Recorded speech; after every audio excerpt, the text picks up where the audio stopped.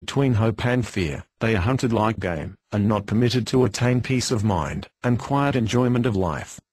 They are deprived of all enjoyments, except that of sexual indulgence and drunkenness, are worked every day to the point of complete exhaustion of their mental and physical energies, and are thus constantly spurred on to the maddest excess in the only two enjoyments at their command.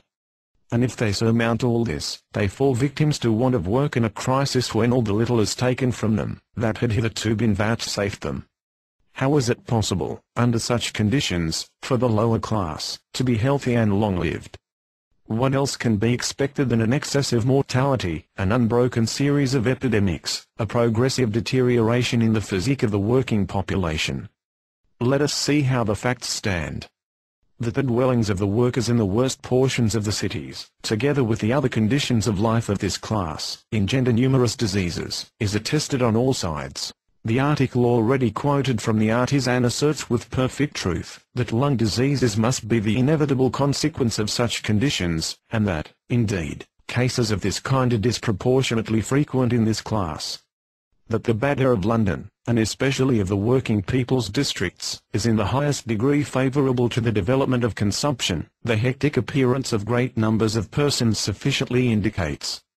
If one roams the streets a little in the early morning, when the multitudes are on their way to their work, one is amazed at the number of persons who look wholly or half consumptive. Even in Manchester the people have not the same appearance, these pale, lank, narrow-chested, hollow-eyed ghosts, whom one passes at every step, these languid, flabby faces, incapable of the slightest energetic expression, I have seen in such startling numbers only in London, though consumption carries off a horde of victims annually in the factory towns of the north. In competition with consumption stands typhus, to say nothing of scarlet fever, a disease which brings most frightful devastation into the ranks of the working class.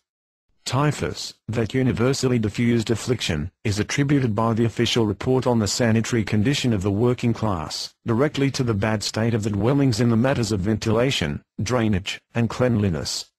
This report, compiled, it must not be forgotten, by the leading physicians of England from the testimony of other physicians, asserts that a single ill-ventilated court, a single blind alley without drainage, is enough to engender fever, and usually does engender it, especially if the inhabitants are greatly crowded.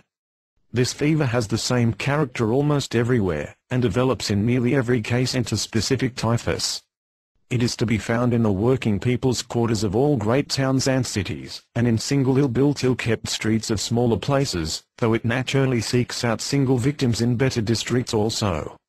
In London it has now prevailed for a considerable time. Its extraordinary violence in the year 1837 gave rise to the report already referred to. According to the annual report of Dr. Southwood Smith on the London Fever Hospital, the number of patients in 1843 was 1,462, or 418 more than in any previous year. In the damp dirty regions of the north, south, and east districts of London, this disease raged with extraordinary violence. Many of the patients were working people from the country, who had endured the severest privation while migrating, and, after their arrival, had slept hungry and half-naked in the streets, and so fallen victims to the fever. These people were brought into the hospital in such a state of weakness, that unusual quantities of wine, cognac, and preparations of ammonia and other stimulants were required for their treatment. 16.5% of all patients died. This malignant fever is to be found in Manchester, in the worst quarters of the Old Town, Ancoats, Little Island, etc. It is rarely extinct, though here, as in the English towns generally, it prevails to a less extent than might be expected. In Scotland and Ireland, on the other hand, it rages with a violence that surpasses all conception.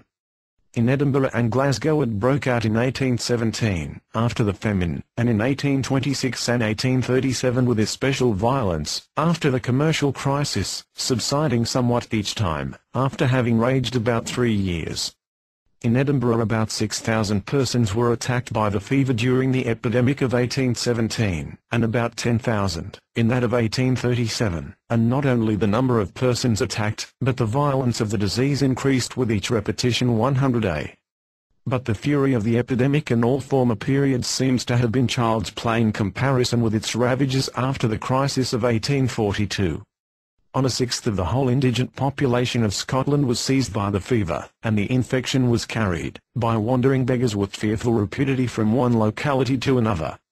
It did not reach the middle and upper classes of the population, yet in 2 months there were more fever cases than in 12 years before. In Glasgow, 12% of the population were seized in the year 1843.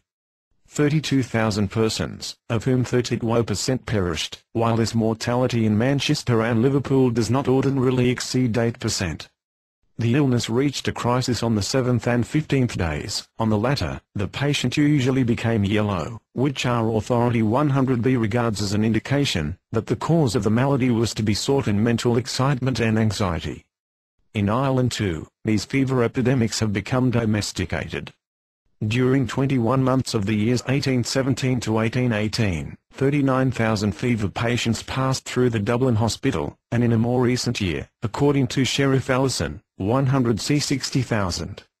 In Cork the fever hospital received 1/7 of the population in 1817 to 1818, in Limerick in the same time 1/4, and in the bad quarter of Waterford, 19/20 of the whole population were ill of the fever at one time. When one remembers under what conditions the working people live, when one thinks how crowded their dwellings are, how every nook and corner swarms with human beings, how sick and well sleep in the same room, in the same bed, the only wonder is, that a contagious disease like this fever does not spread yet farther. And when one reflects how little medical assistance the sick have at command, how many are without any medical advice whatsoever, and ignorant of the most ordinary precautionary measures, the mortality seems actually small. Dr. Allison, who has made a careful study of this disease, attributes it directly to the want and the wretched condition of the poor, as in the report already quoted.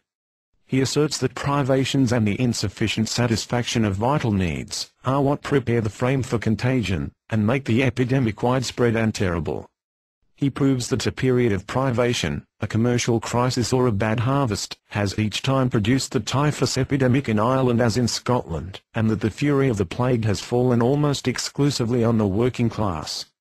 It is a noteworthy fact, that according to his testimony, the majority of persons who perish by typhus are fathers of families, precisely the persons who can least be spared by those dependent upon them, and several Irish physicians whom he quotes bear the same testimony.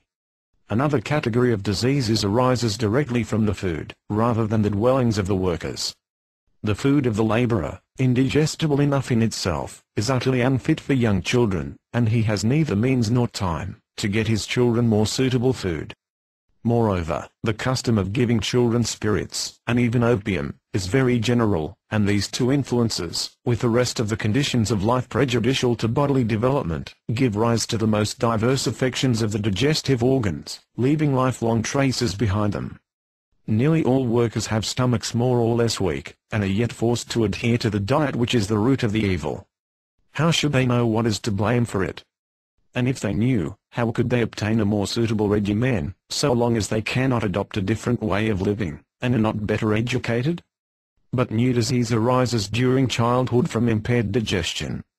Scrofula is almost universal among the working class, and scrofulous parents have scrofulous children, especially when the original influences continue in full force, to operate upon the inherited tendency of the children. A second consequence of this insufficient bodily nourishment, during the years of growth and development, is rachitis, which is extremely common among the children of the working class. The hardening of the bones is delayed, the development of the skeleton in general is restricted, and deformities of the legs and spinal column are frequent, in addition to the usual rachitic affections. How greatly all these evils are increased by the changes to which the workers are subject in consequence of fluctuations in trade, want of work, and the scanty wages in time of crisis, it is not necessary to dwell upon. Temporary want of sufficient food, to which almost every working man is exposed at least once in the course of his life, only contributes to intensify the effects of his usual sufficient but bad diet. Children who are half-starved, just when they most need ample and nutritious food, and how many such there are during every crisis and even when trade is at its best, must inevitably become weak, scrofulous and rachitic in a high degree. And that they do become so, their appearance amply shows. The neglect to which the great mass of working men's children are condemned leaves ineradicable traces, and brings the enfeeblement of the whole race of workers with it. Add to this, the unsuitable clothing of this class, the impossibility of precautions against colds, the necessity of toiling, so long as health permits, want made more dire when sickness appears, and the only too common lack of all medical assistance, and we have a rough idea